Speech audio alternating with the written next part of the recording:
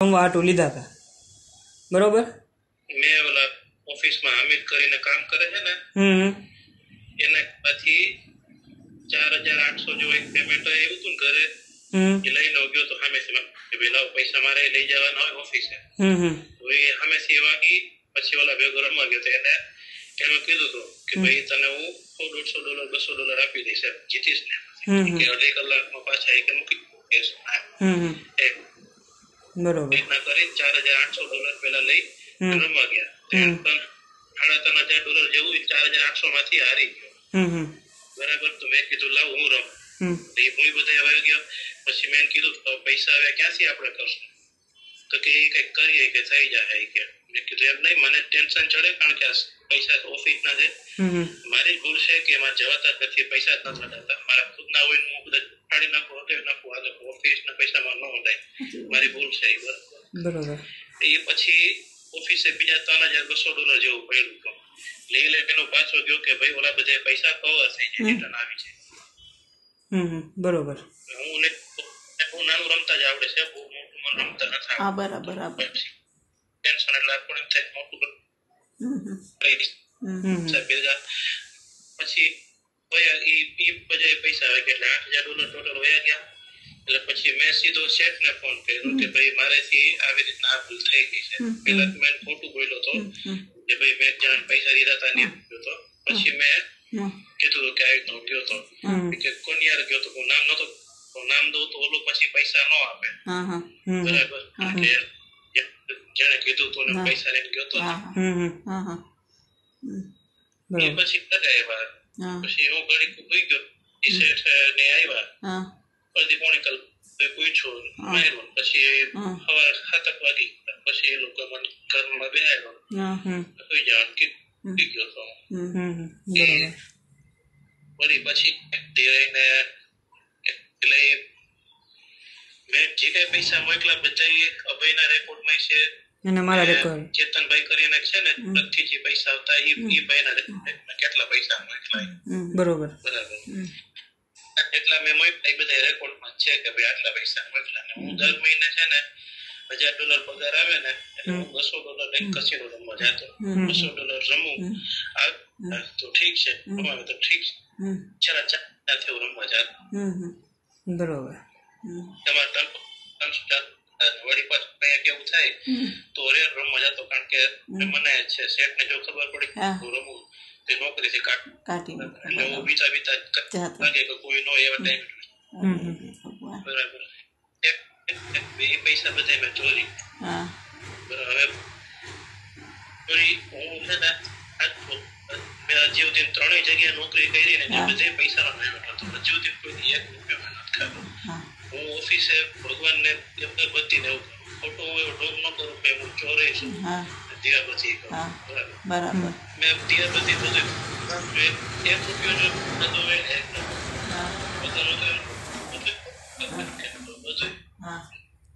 નથી ખાધો બરાબર. શેઠ ને એમ છે કે મેં અને મયુરભાઈ બરાબર સિટી વાળા એને આપણે અત્યાર સુધી કેટલા ટાઈમ થી હું આવ્યો ત્યાં કીધું પૈસા બરાબર. કદાચ એને મારા મેસેજ જોઈ કે મેં આ પૈસા અત્યાર સુધી આપણે એને ચાકતા મૂકી રાખ્યા બરાબર. તો કયા આપણે એને પછી અભયનો પગાર આવશે બરાબર કે ભાઈ હું પૈસા દોરું છું મેં પૈસો એક નથી કદાચ ભગવાન મને અત્યારે બહાર નાખે મારી જિંદગી હજી 5 વાર હોય પછી મેં જો રૂપિયો ખાધો એને ભગવાન મને અત્યારે બહાર અને એમાં શેઠ નો એમાં નથી. શેઠ ને હવે એમ જ લાગે કે હું ચોર જ છું. તો બરાબર. પછી એ 2-3 રાખ્યો પછી પોલીસ વાળા ને બધા આવ્યા બંદૂક વાળા ને બધા ને વકીલે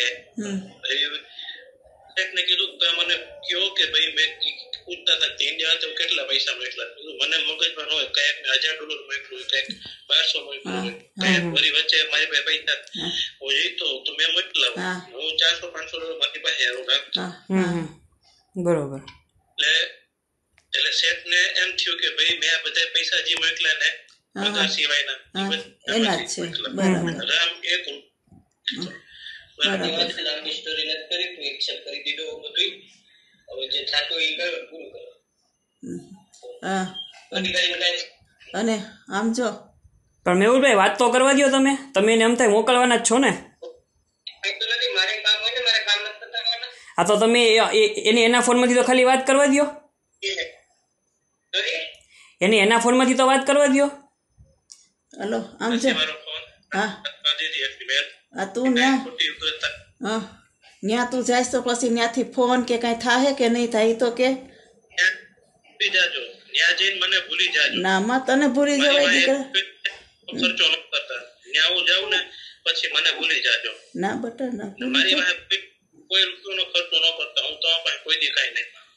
બીજી લાંબી કાંઈ ન હોય એમને કામ છે. ઓકે બધું બતાવો. ના મારા વાલા ના દીકરા બહુ મોટી ભૂલ કરી નાખી.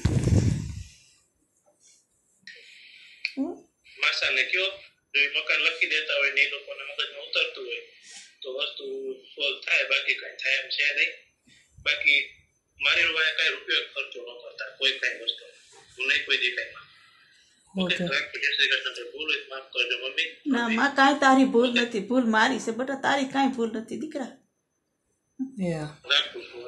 અરે મારા દીકરા પાછો જ કે ફોન તો કરવા દેજો બેન પછી મોઢું બતાવજો પાછું.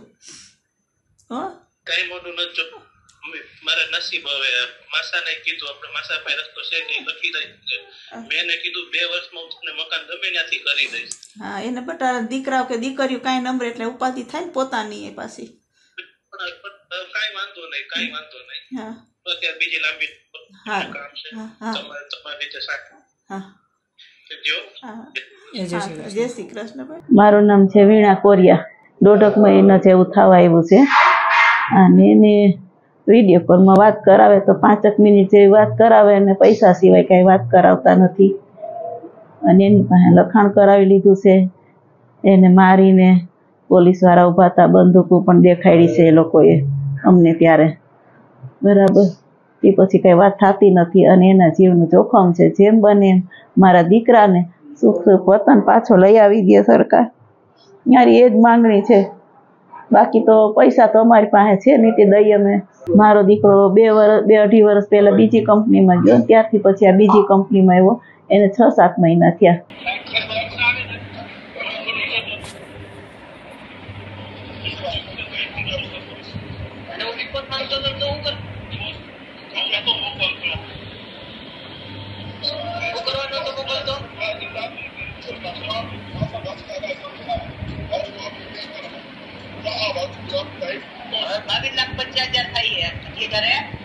એના મોઢેથી કબૂલ કર્યો કેટલા હિસાબે તો $40,000 નીકળે ને હજી હિસાબ બાકી છે. કેલ્ક્યુલેશન તો આખું આ જેમથી લાગ્યો ને ત્યારનું રીચેક આલે 5 દી થાય કેટલા 5 મહિનામાં 5 મહિનામાં હે 7 મહિનામાં ચોરી ખાલી 5 મહિનામાં કરી ગયા. તમને શું લાગે ઘર ને ગાડીઓને તમારી ઘરે ગાડી બધું આવે કઈ મફતમાં આવે સેના અને કસિનોમાં રમીને હારી જાય છે. સેના ગાડીઓ આવી અમારી ઘરે આવી જોઈએ કે તમે પૈસા લ્યો તો તમારા છોકરાને પૂછાય તો ખરી ને કે તું બેટા આટલા 1 મહિનામાં 2 મહિનાની અંદર તમને 8 લાખ રૂપિયા મોકલી દીધા અને તમારો છોકરો નાનો એ ટ્રાન્સફર કરીને ઓલા દેવેન્દ્ર ને આ થઈને બધું એને તો રેકોર્ડમાં હા ભાઈ હશે અમે કેમ ના ભાઈ તમે શું કહેવાય 2 મિનિટ એને ફોન આપો વાત કરવી છે. વાત તો ધરાઈને વાત તો કરવા દે મારા વાલા. તું બોલ ભાઈ. જાય આ છેલ્લો દી એ તો તમને દેખાડવો હતો ને તમે કીધું તું રેગ્રેટ થયા હતા એટલે દેખાડો. 2 મિનિટ ભાઈ 2 મિનિટ હવે કયો તો ઈ પાછો મળશે પૂછી લ્યો. બોલ બટા શું છે તારા દીકરા? બોલ બટા મન ખોલી વાત કર તું દીકરા. કઈ નથી રોમા દીકરા રોવા કેટલા લીધા છે તે?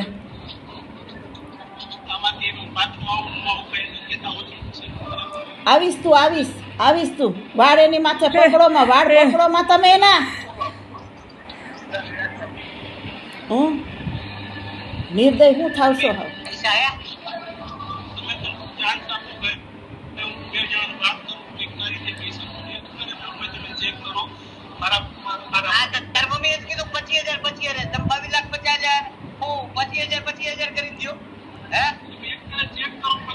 અરે ભાઈ હરખો વ્યવસ્થિત તમે હિસાબ ચેક કરો.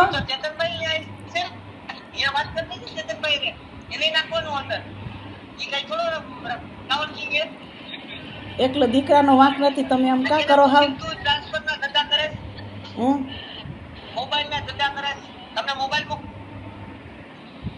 કનેક્ટ નથી થતું સરખું બરાબર એટલે ભાઈ. હા બોલો બોલો. તમને નો ખબર પડે કે 1.5 લાખનો ફોન હે કોની પાસે?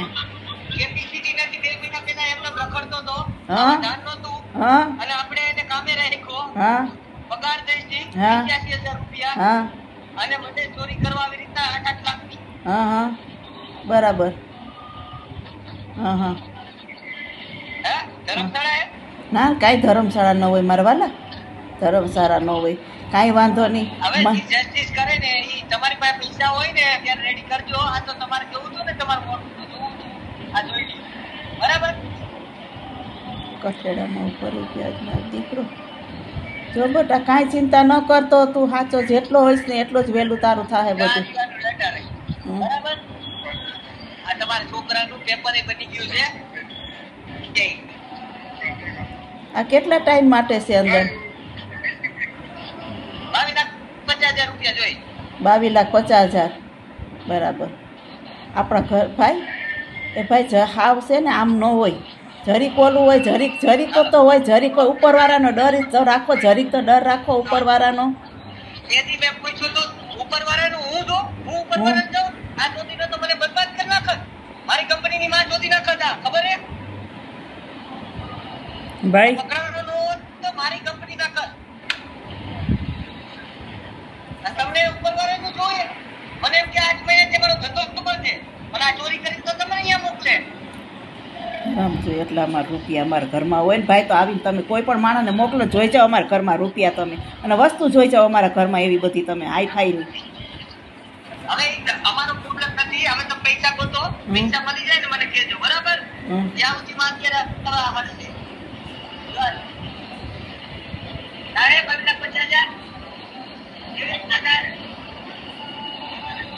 રહી ગયા ને ફોનમાં તું જાય છે અત્યારે રહી ગયા ને મારે વાનું એ થઈ જાય. શું બેટા ખબર હે ને બોલ બેટા બોલ, તું બોલ મારો દીકરો. જેટલા પૈસા કે ને એટલા દઈ ગયો. હા માં કહીએ દઈએ ક્યાંથી તમે હજી આ બિચારું ડેલી ચેક થાય એક પેરે મોબાઈલ મને બધી ખબર હે. એમાં જનરલ એન્ટ્રી મારી છે, એમાં કેસ નો ચેક કરું છું હું. એડમિન આવ ને તું ડિલીટ કરી દે, ફોટો મને દેખાડે. સમજાઈ ગયું રિવર્સમાં ખબર પડી ને. જો ભાઈ એક વખત આપણો ગુનો થયો ને હાથ આપણે હોનાના થાય ને, આપણે હાથ હોનાના થાય ને બટા, તોય આપણો ગુનો થઈ ગયો. થોડીક ભૂલ હોય ને તો વધારે જ થવાની છે દીકરા. સમજી ગયો તું? આ થોડીક ભૂલ નો થાય, થોડીક ભૂલ કેવાય. વિડીયો કઈ હોય જો વિડીયો ચાલુ કરો. આ થોડીક ભૂલ હે. વિડીયો બંધ થઈ ગયો ભાઈ. હાથ કોનાનો થઈ ગયા પણ તમે માનો સાથ હોય ને તો જ આ થાય. ના ના માનો સાથ ન હોય, માનો સાથ દીધો ન હોય. મારું નામ જય કોરિયા છે.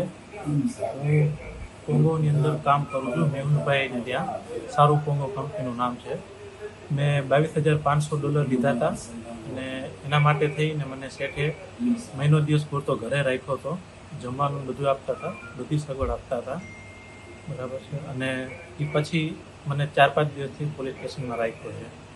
અને હું એમની માથી ભૂલ થઈ છે અને મારા ફેમિલીવાળાને ખોટી માહિતી મળી છે, એટલે એ લોકોની ભૂલ છે. એમના પ્રત્યેથી માફી માંગુ છું. એ લોકોને ખોટી માહિતી મળી છે કે હું બાઇકના હાચવો છે ના ગમે એમ મારે છે, એવું કંઈ નથી. મને એ લોકો શેઠે બરાબર રીતે જ રાખ્યો છે.